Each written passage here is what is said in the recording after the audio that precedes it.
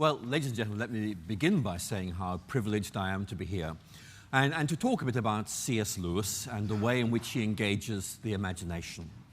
And let me tell you what I'm going to try and do. What I'm going to try and do is to explain to you the way in which Lewis makes an appeal to the imagination.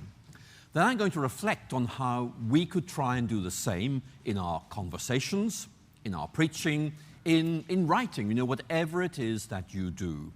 And I hope that you'll find this interesting. Certainly, Lewis is a very interesting thinker. I'm going to begin by giving you a quote from C.S. Lewis. Then I'm going to give you a quote from Scripture, and we're going to start playing around with these and see where they take us. First of all, from C.S. Lewis. There's a quote from the end of an essay he once wrote called "Is Theology Poetry?" Here is the quote.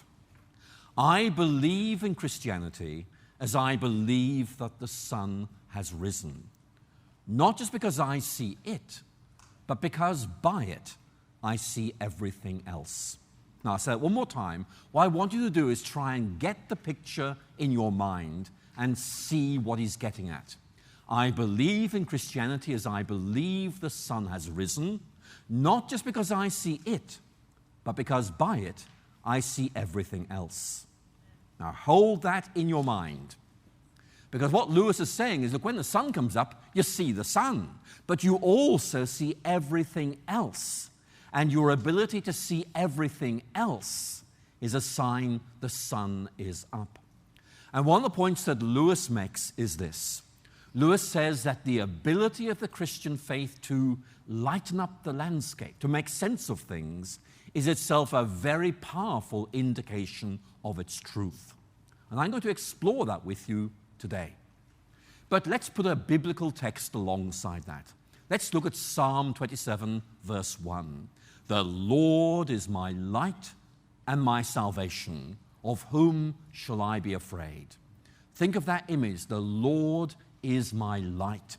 It is such a powerful image. It's saying God lights things up, our lives, certainly, but also things around us. We see things for the very first time. And Lewis really sees apologetics as seeing things from a Christian perspective and realizing how much sense the Christian way of looking at things actually makes. And he uses stories very much to help with this. If you think of Narnia, which many, of course, will see as being Lewis's best writings, then he does use stories in a very powerful way to engage the imagination. And once the imagination is opened up, then ideas can come in. And one of Lewis's insights is that the imagination is the gateway to the soul. Now, some of you will say, well, look, can we just stop there because I'm worried about something. And I know what you're worried about, and I'm going to talk about it because I think what you're worried about is fair. What you're probably saying is, look, imagination, that's about making things up. That's about imagining things. I thought Christianity was about truth. Well, good point. But let me try and explain what Lewis is saying. What Lewis is saying is not that we invent our faith, not that we make things up, but that our faith has this ability to captivate our imaginations. Not just something we grasp with our reasons, but something that makes an appeal at a much deeper level as well. And what Lewis is saying is that the Christian faith, the Christian story, when rightly told, has the ability to captivate the imagination of our culture. In other words, people say, I can see that, I wish it was true. And then you can say to them, well, actually, I'm glad you said that because there are some very good reasons for thinking it is. So you see, the imagination makes people think. That makes them say, that sounds great. I wish it were true. And then you come in with reasoned argument. And what Lewis does is to bring together reason and imagination. I'm going to talk to you about some ways in which he does it. And the idea of story is really important. Let's take a biblical episode. This is from Luke's Gospel. You all know it very well. A man says to Jesus, "Who is my neighbor?" Now, what comes next? Does Jesus pick up a dictionary and say, right, well, on page 635 it says my neighbor is the person next to me? No. He tells a story. It's the parable of the Good Samaritan. And Lewis has read that, and Lewis obviously has thought about this, and he's realized that telling stories is A, very biblical, and B, very good at fleshing things out. And that's one of the reasons, I think, why Lewis's Narnia series has been so influential. So what I'm going to begin by doing is talking about Lewis on the imagination, and then show you how stories come into this. So let's begin by thinking about Lewis on the imagination. What Lewis is saying is that the Christian faith gives us a new way of seeing things. Now, I want you to hold that idea in your mind, seeing things. Let's go back to that idea of light. The Lord is my light. It means things are lit up properly. We see them as they really are. We see the world as it is. We see ourselves as we really are when the light of the gospel shines on them. In other words, we strip away illusions. We realize we're sinners. We realize this world is really God's creation. Lewis is saying that in one way, the gospel enables us to see things clearly for the first time. Now, I think we can tweak that a little bit. Let's imagine a lens, okay, a lens. I want you just to hold this in your mind's eye. You're looking at a landscape, but it's out of focus. It's blurred. And you look at it and you say, there's nothing there. There's just a sort of blur there. There's nothing there. And then the cameraman realizes there's a problem and twists the lens, and suddenly everything becomes sharply focused. And you see the picture for the very first time. One of the things that Lewis says, especially in Mere Christianity, is that Christianity gives us a lens that brings things into focus. So when someone like Richard Dawkins says, well, I look at the world and there's no meaning, there's no goodness, there's no nothing, we could simply say to him, I'm sorry, you're out of focus. What you need is a set of spectacles that bring things into focus so you can see them properly as they really are. And Christianity gives us that set of spectacles. And in Mere Christianity, as many of you will know, Lewis develops that image of looking out of a window or looking through a telescope to try and make the point that Christianity enables us to see things properly. Now, of course, if we're looking at a landscape lit up by the sun, there'll be bits that are in darkness still. They're the shadowlands, to use Lewis's phrase. But Lewis's point is that we see things better than we otherwise would. Now, let me emphasize, there is more to Christianity than just making sense of things. That's very important. But obviously, that's why we want to talk about salvation, forgiveness, renewal, transformation. That's all very, very important. But what Lewis is saying is that one aspect of the gospel that's really important in apologetics is it makes sense of things. So, let's look at an example that Lewis uses and see how this works. And we're going to talk about something that many of you will know very, very well. It's the idea of joy. Joy. For us, I think joy just means something that makes us happy. For Lewis, however, it has a deeper meaning.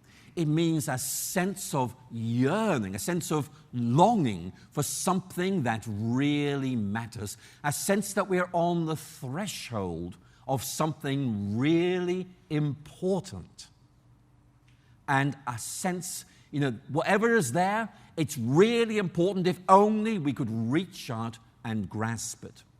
And that actually is something that's very common in human experience. Bertrand Russell, the well-known atheist, wrote a very famous letter in 1917 talking about his sense of longing for something that always eluded him, but he knew it was there, but he just hadn't been able to take hold of it. What Lewis says is, let's look at that experience through a Christian lens. And his argument is that Christianity makes sense of this. Lewis says, look, we were made by God. We were made by God to relate to God. And until we relate to God, we are going to be unfulfilled. It's like an absence when there ought to be a presence. Those of you who like reading Pascal, it's this idea of a God-shaped gap within us. And so what Lewis is saying is, look, the Christian faith gives you a framework, a way of understanding this experience which makes sense of it, and also, in effect, gives you a way of realizing what it really means and where it's going to take you. And again, if you read Mere Christianity or Surprised by Joy, you'll find Lewis talking about God shooting arrows of joy at us. In other words, getting us to long for things, and then realizing that nothing in this world is able to satisfy that deep sense of longing. And Lewis makes the point in Mere Christianity, I quote from that now, if I experience a sense of longing, which nothing in this world is able to satisfy, the best explanation is I was made for another world. In other words, Lewis is saying, look, Christianity gives you a way of looking at the world, your own experiences, and it says we can make sense of this. And not just make sense of it, we can see where it's pointing. We can, in effect, deliver what it's pointing to. And that, for Lewis, really is very important. Thinking about how we begin to use the Christian faith as a way of making sense of things. Or again, we might look at ourselves and we're aware of longing for good things, yet ending up doing bad things, a classic dilemma that Paul describes in Romans chapter 7. And Lewis's point is, look, the Christian faith gives us a way of looking at things, a way of looking at ourselves, which helps us understand why we have a sense of moral obligation and why we keep on messing up. The idea of being made in God's image, the idea of being sinful. And Lewis says, look, this makes so much sense of things. Of course, it also enables us to ask, well, who is going to sort out this mess we're in? And of course, Lewis has got a very good answer to that, as you can imagine. But Lewis is really saying, look, try this approach to apologetics. Not necessarily deductive arguments, but rather, listen very carefully, try seeing things this way. Again, try seeing things this way. And very often I find when I'm in conversation with my friends that I will say, well, let me tell you how this looks from where I am. And I'll talk about how the Christian faith makes sense of what I see in the world around me, what I experience within me, and then I'll invite them as atheists or whatever to say, well, you tell me how it looks from where you are. And what we're doing is, in effect, we're saying, let's see whose lens brings this into sharper focus. And I'm going to tell you, Christianity scores very highly on this indeed. So Lewis, in effect, is giving us a way of doing apologetics, which avoids what Lewis himself once described as a glib and shallow rationalism. For Lewis, the Christian faith is entirely reasonable. But Lewis is adamant, listen very carefully, we are not imprisoned by that very narrow world of what reason can prove. Lewis's big point, which is very, very important, is that if you limit yourself to what reason can prove, that is a very small world indeed, and it is deeply existentially inadequate.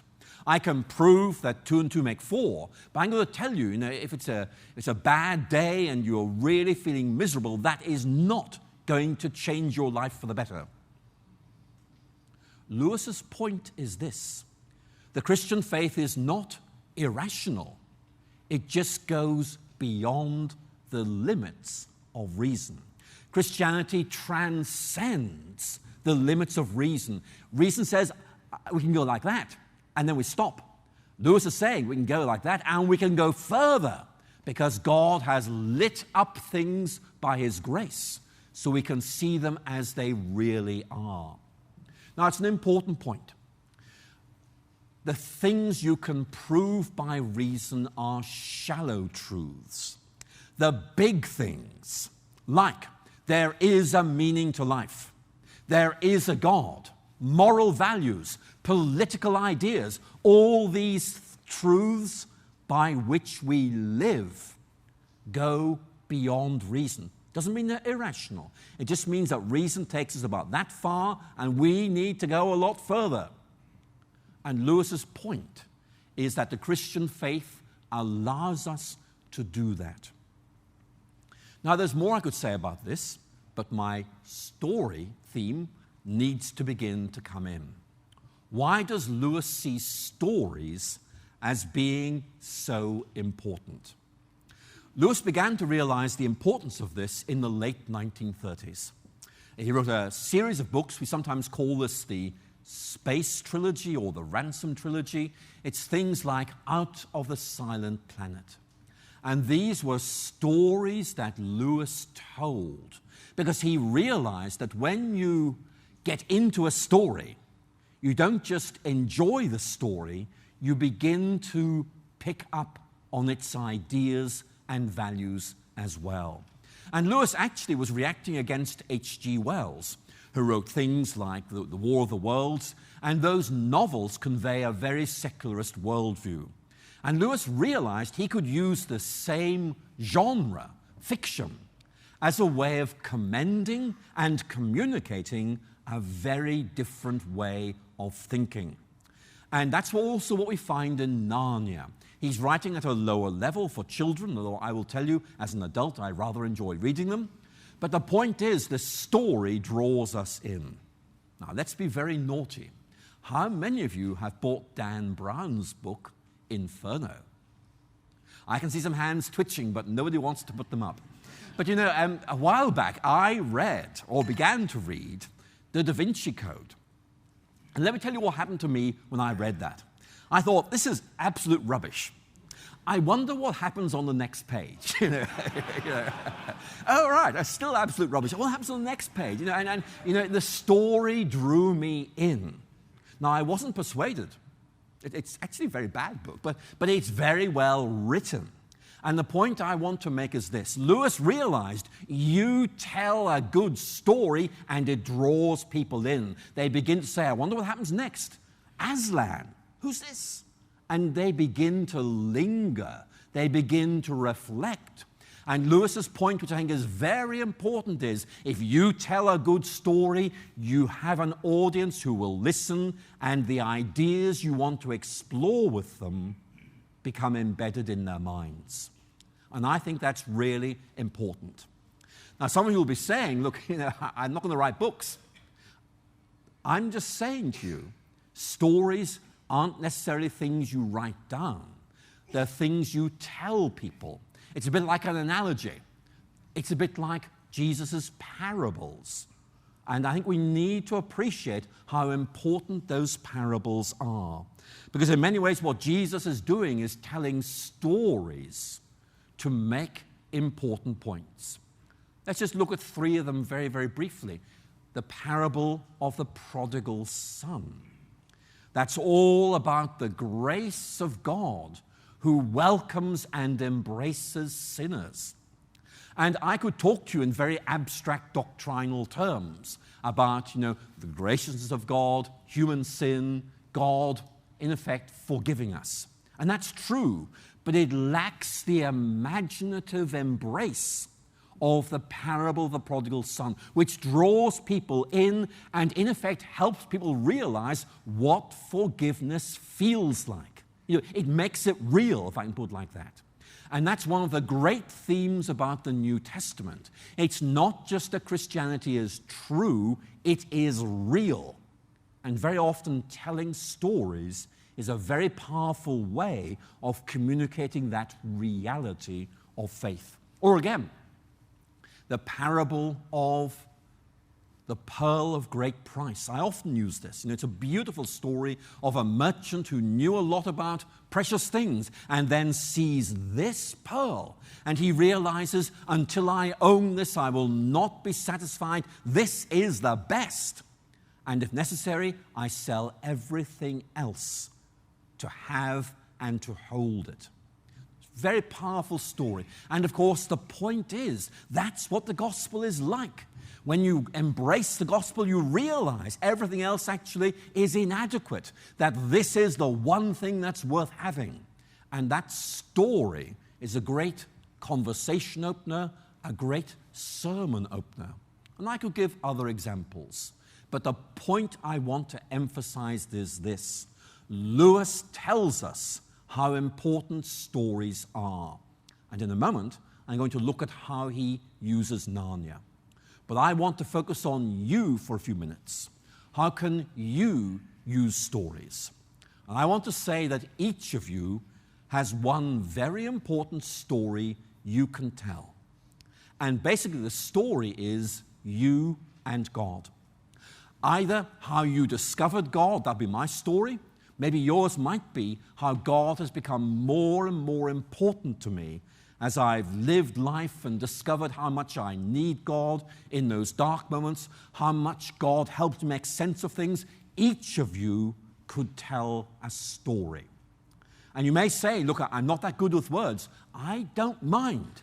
The point is, it's authentic. It's you. And here is the really important point. This is the story of how God took hold of you and became part of your life. If I can put it very, very simply, again, not just true, but real, life-changing, life-transforming, life-giving.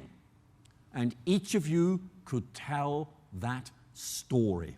And we live in a cultural context in which stories are very much valued. What would you say if someone said to me, tell me why you believe in God? You could give them some arguments, but you can say, look, let me tell you my story. And you begin to tell them how you came to faith or what your faith means to you in everyday life. And you will get an audience. But let's move on to Lewis and Narnia. Why is Narnia so successful? Well, I'd want to say that it tells a very good story and it tells it very, very well. But we need to go deeper than that. Let me pick up a few themes. Here we go. First theme. The children in The Lion, the Witch, and the Wardrobe go through the wardrobe into this land called Narnia. And many of you know the scene very, very well. And as the novel develops, the children hear different stories about the origins and true nature of Narnia. It's the witch's domain. She's the true ruler. It's hers. It's really Aslan's realm. He's not here at the moment, but he's coming back. And when he comes back, everything's going to change. Now, see, those are two very different stories. And each of those stories communicates a framework of meaning, an understanding of what things are really like. And Lewis basically tells the story of how the children discover which story is to be trusted. Now let's transpose to our own situation. We live in a world of competing stories. What you see is what you get. This is just a meaningless world. It's not going anywhere. All we can do is make the best of it, and that's it. Or we are the precious, beloved children of a loving God who gave his only Son so that each of us might embrace and enjoy eternal life. Now, see, those are different stories. They can't both be right. And what Lewis is doing in the Narnia Chronicles is enabling us to see that we live in a world where different stories of meaning are being told, and alerting us to the fact we're going to have to make judgments and choose. And I think is a very important point, especially for young children, to realize that you can't just read off the meaning of the world. There are stories being told, and that we need to make sure our story is told, defended, explained, and embraced. That's the first point. Second point is this. One of the points that you notice when you read the Chronicles of Narnia, perhaps 2 times, is that there are lots of stories in Narnia, and they're all held together by a master story, by the story of Aslan, which, if you like, connects all these stories together and enables you to see what they really mean. You think of Tolkien's Lord of the Rings, which incidentally Lewis helped Tolkien to finish, otherwise he would never have finished. It's all about a ring which is so powerful that you just have to destroy it.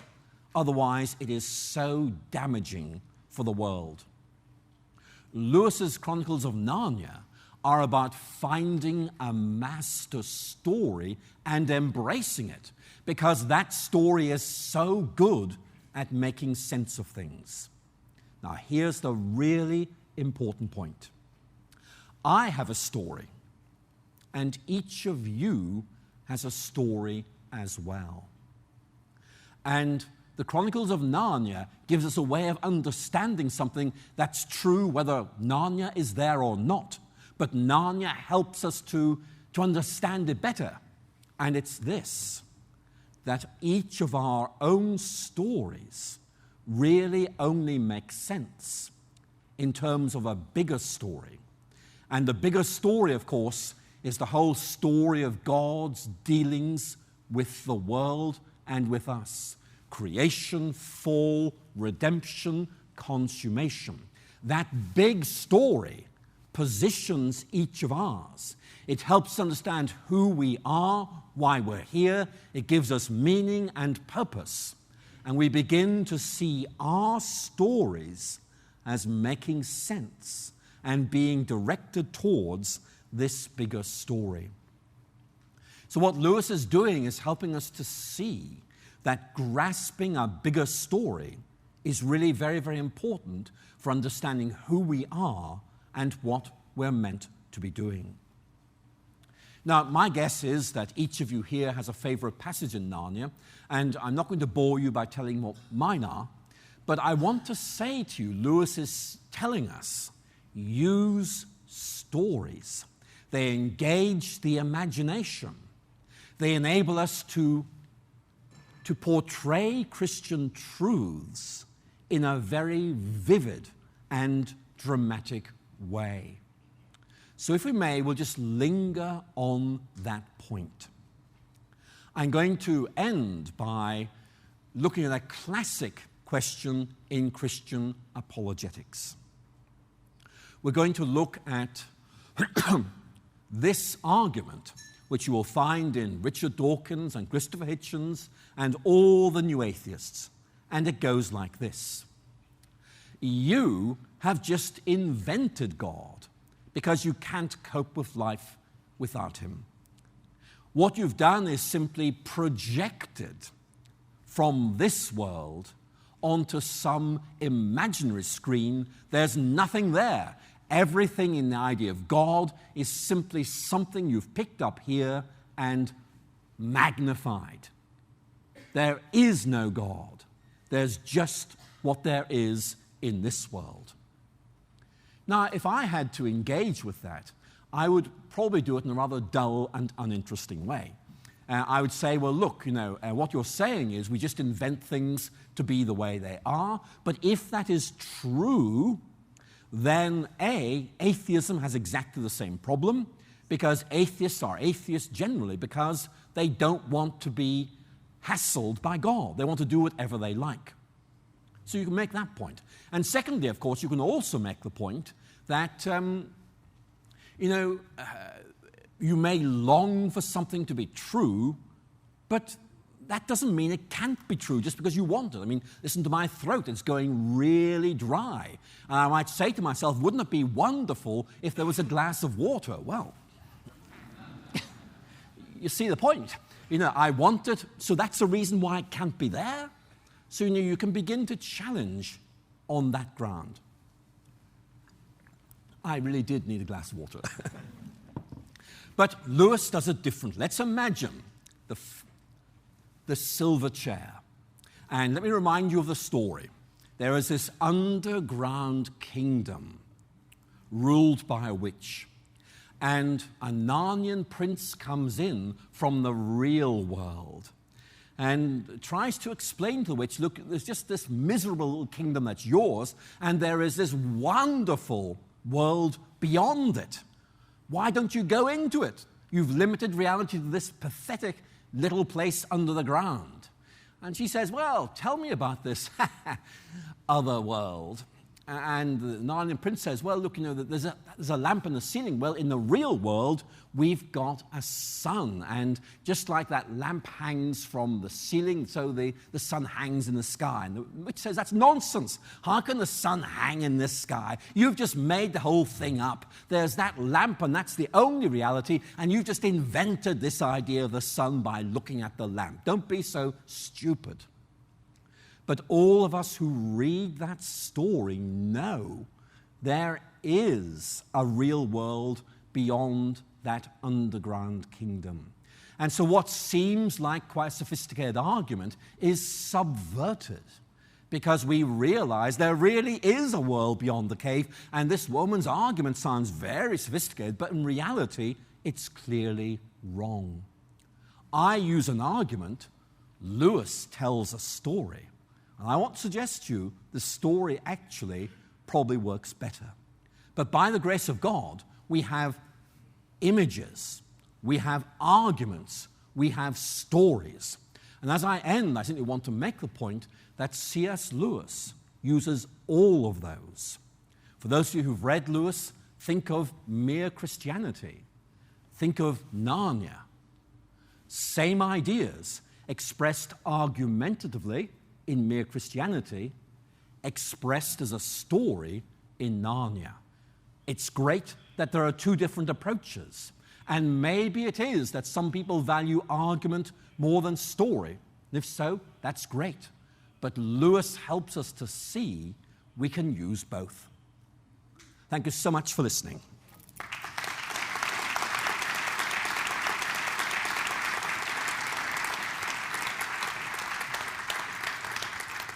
Thank you, Alister.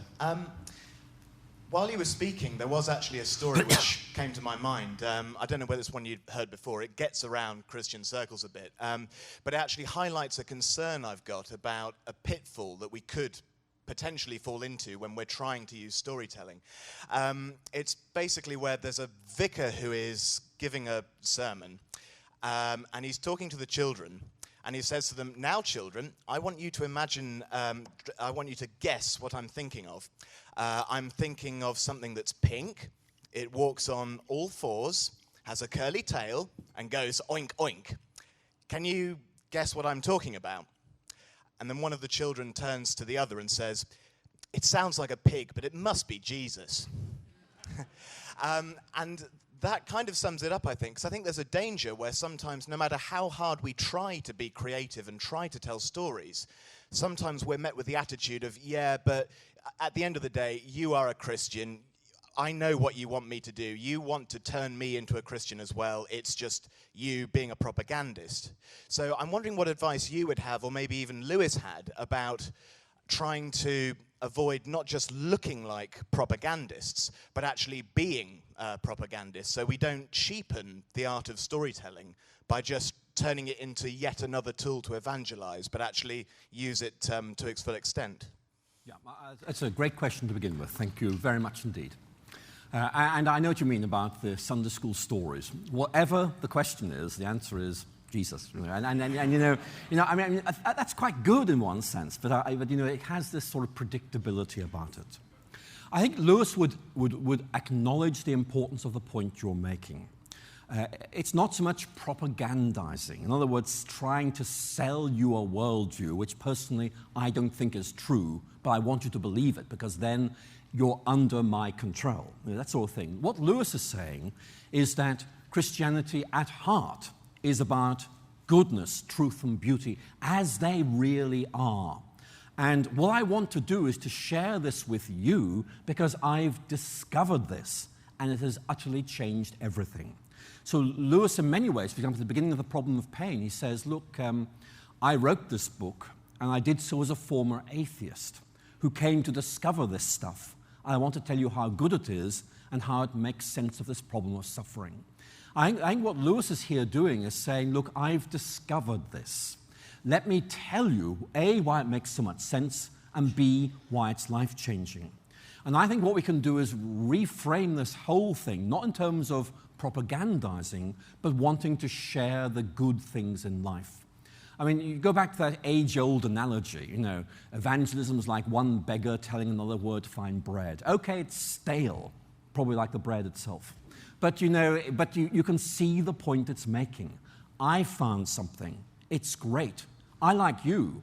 I want you to find this as well. I think what Lewis is saying is that stories are a great way of trying to put into words something that's actually very difficult to put into words. What is this Christian faith and why does it make so much difference? And what Lewis discovered was you give a conceptual analysis of that, that's good. You can tell stories, and for some people, the stories work better. And if I had time, I'd want to talk about Lewis on the idea of a myth. Now, by myth, Lewis does not mean something fabricated. He means a narrated worldview. That is to say, a way of looking at things that is told as a story, and you, in effect, embrace it with your imagination, and it transforms your way of thinking. So I think we can use stories. The real issue, I think, is where do we get them from? And I think Lewis helps us, both by giving us some, but also by reminding us that there's a certain sense in which we live in a story-shaped world, and we are storytelling people. And that's why, when someone gives an evangelistic talk, very often one of the high points would be where they say, let's get Frank to come forward and give us his personal testimony. And what Frank is going to do is tell his story. And people will listen to that probably more than they listen to the preacher, because this is authentic. This is Frank telling his story, and it's also Frank talking about how Christianity became real to him. So I think that your question is very, very good. We need to achieve a certain freshness about stories. We need to realize how important they are, but a story that's told again and again and again does lose its freshness. Stories are good. We need to keep looking out for ones that help us articulate and convey the Christian faith. Thank you. We have another question in the front, and then one row back, and then we'll have to move much further back, I think. One here to begin with. Hi. I just wondered whether, to what extent you thought that in our culture is part of the problem that in our language we don't have different words for story. We, I don't know, perhaps because of our background now, we can't get the concept of myth, legend, fairy story, whatever. And when I'm talking to my kids, or if I was talking, doing RE or something, if I use the word story, they think made up. They don't necessarily think using imagination or whatever. So if you're talking about, I don't know, Father Christmas or something, and I deliberately avoided tooth fairies and, Easter bunnies and everything, because I didn't want my kids to get muddled up with, well, there are different kinds of story. We just happen to be stuck with this word in English, story. And I just wondered if you could talk into that, this problem of this definition and historicity. Yes, we have a definitional problem. I think we could think of story, legend, narrative, account, all of these things. And sometimes it's difficult to know quite what the right word is. And what I found is that very often I'll use a word and then I'll gloss it. I'm going to tell you the Christian story. Now, I don't mean something that's made up. I mean something that happened in history that actually is immensely significant for all of us. And I'm sure you could probably do better than that, but the point you make is absolutely right, that whatever word we use to refer to a narration, it's going to have overtones. And what we need to do is, in effect, use a word that connects up a bit and then just say, by the way, I don't mean this, I mean this. I think it's extremely important to emphasize that Christianity tells a story that changes stories. We've got a story, it's got a story, and when those come together, some interesting things happen. So I think it's very important to try and get that across. And certainly, in the media, very often you will hear things like the dominant narrative of our culture. In other words, our culture is telling a story. And the story you find, for example, in The Guardian or Independent is, reason triumphing over superstition. That's the story of our times. And of course, the story doesn't actually work. It doesn't correspond to reality. So you have to kind of change reality to actually fit the story. And I think the key thing is which story explains things best. Now, I've wrestled with this one, and in the end, I keep coming back to story. But I need to explain what I mean by that.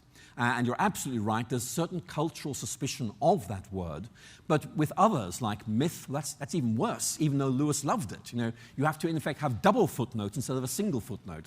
So I personally think that the word story is probably the best one to use, because actually, when you listen to the media, let me tell you my story. Actually, that makes a lot of sense to a lot of people. So that's why I stick with that one, and therefore add a few words just to say, I don't mean this, I mean this. Thank you. We're going back one row here, and then we'll start going back a lot further. Please, sir.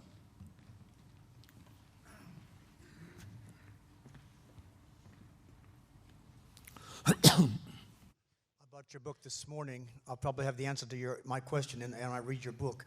But for C.S. Lewis, what was it that caused him first to become a theist and later to become a Christian? What was it the things that primarily caused him to change his attitude from being an atheist to becoming a believer? Thank you.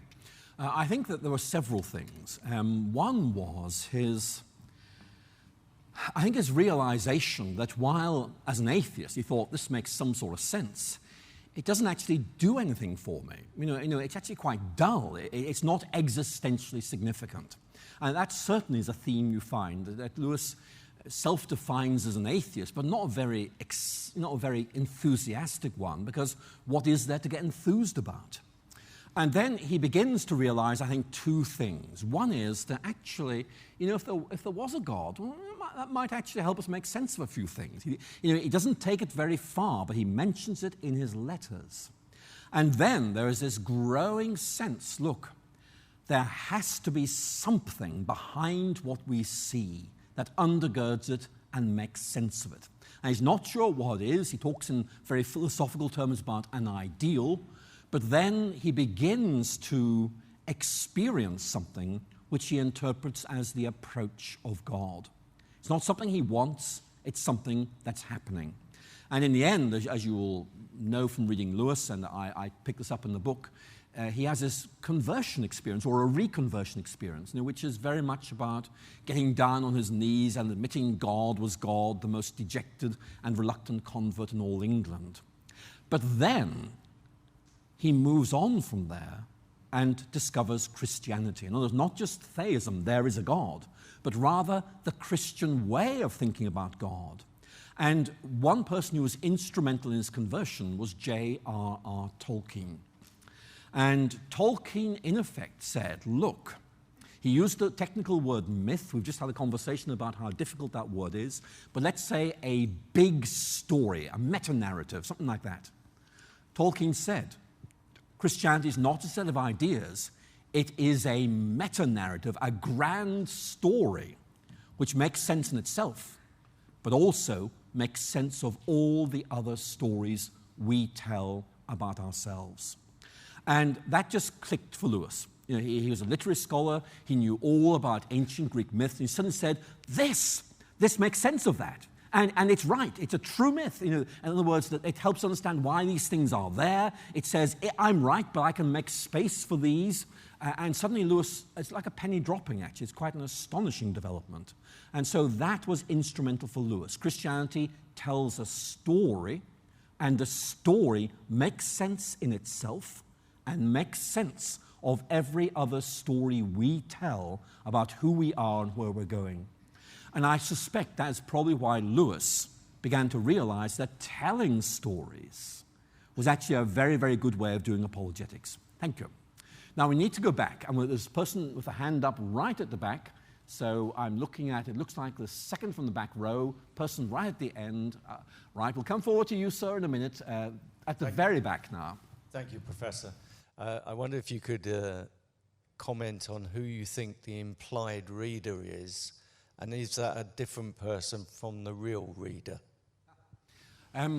Certainly, if you read Surprised by Joy, you are left wondering who Lewis is writing for, because he doesn't bother to translate French, German, or Italian terms, and he keeps using Oxford jargon, which someone like me can understand, but an outsider wouldn't understand at all. So there's a genuine issue there. I think what Lewis is probably doing in Surprised by Joy is saying, well, if you want access to my private world, you got to do it on my terms. But in general terms, Lewis, I think, is assuming that his readership are people who are, a bit like him, intellectually curious, wanting reassurance about their faith, or wanting ways of thinking about Christianity which begin to engage with the questions that really matter. And we know from looking at a whole range of things that Lewis found his way to being able to ask the questions that his readers wanted answers to. And one of the things that puzzles me, I have to say, is that, I thought clergy were meant to be doing this. But it seems that Lewis was doing this in a way that really connected up with where people were. And I suspect it was because Lewis had once been an atheist himself, and so found it very easy to understand the difficulties that people would have or the concerns they would have. So I think in many ways the implied readership is probably quite complex. But certainly Lewis has, I think, two groups of people in mind: Christians who want to think more, and also, of course, unbelievers who are perhaps settled in their way of thinking, but rather suspect reality is more complicated than that, and want to find a way of beginning to explore options without having to actually go near a church.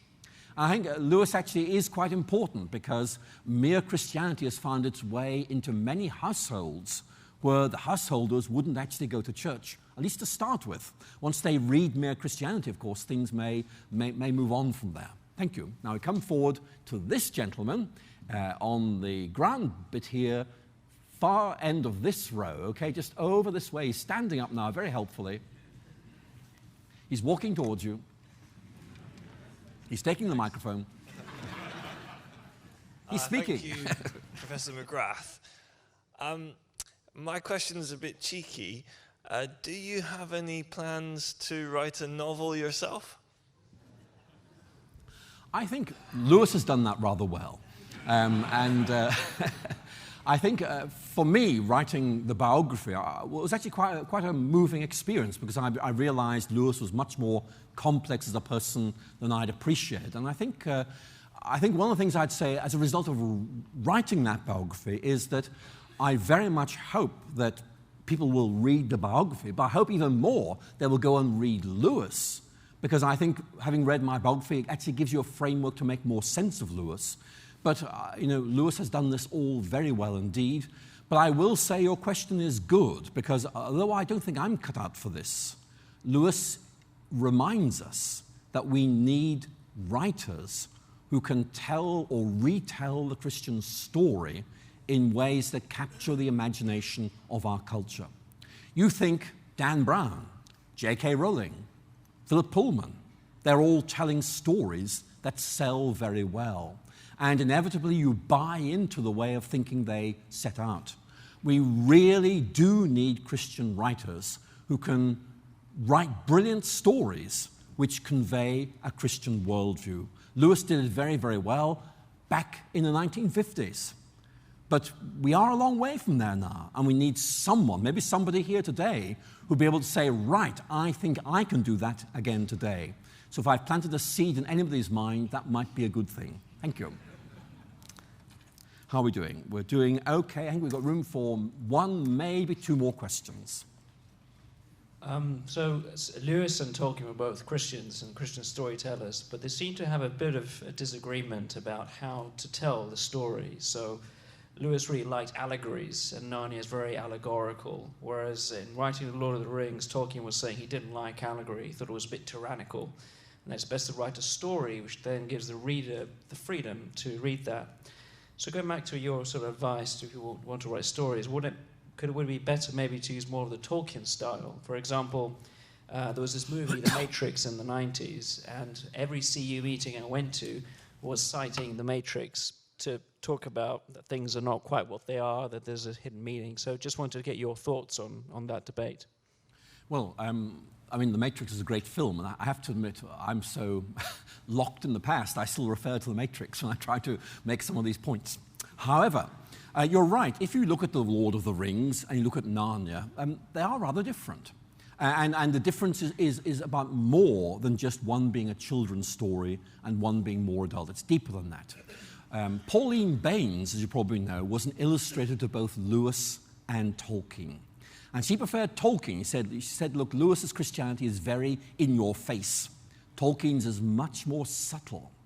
And actually, I know what she means. When you read The Lord of the Rings, I mean, God's not mentioned. You know, there's nothing religious. I mean, you think about it, there's no religious, there's nothing happening we could describe as religious, really. But it's about good versus evil.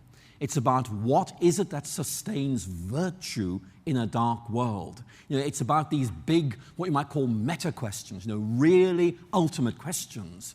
And when you read Tolkien, or in fact, even when you see the movies, because the movies are very well made, you're left in no doubt there is an epic story being told. And we're caught up in this. And the big question really is what stands behind the story. I think my answer is there's room for both these approaches. I think that in one sense it is a difference of style.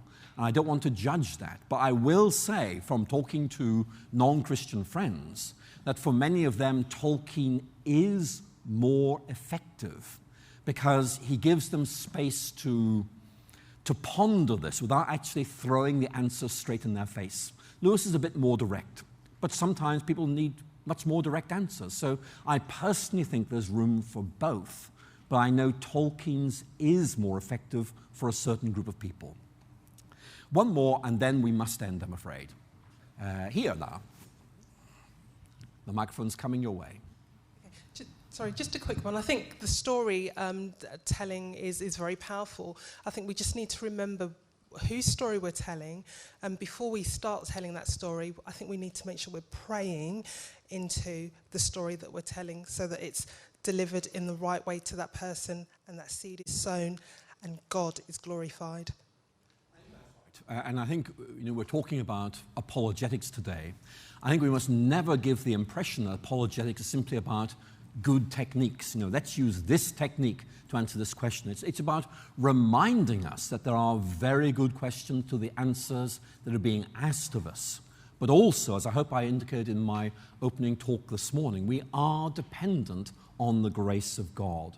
And there's a sense in which, very often when you have a conversation or you're writing something or you're planning something, you'll be saying, dear God, please give me strength and please give me wisdom.